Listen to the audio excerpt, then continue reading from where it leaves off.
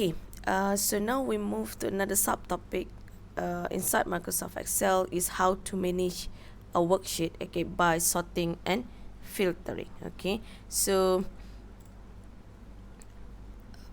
as you add more content to a worksheet, organizing this information becomes especially important. Okay, so you can quickly reorganize a worksheet by sorting your data. All right, for example, you could organize a list of contact information by last name.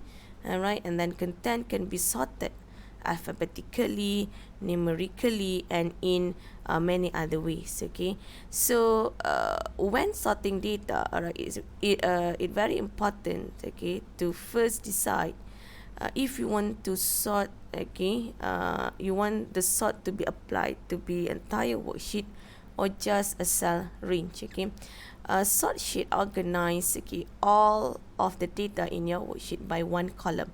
Alright, related information across each row is kept together when the sort is applied. Okay, while sort range, right, sorry, will sort the data in a range of cells. Okay, which can be helpful when working with a sheet that contains several tables. Okay, so sorting a range will not affect other content on the worksheet.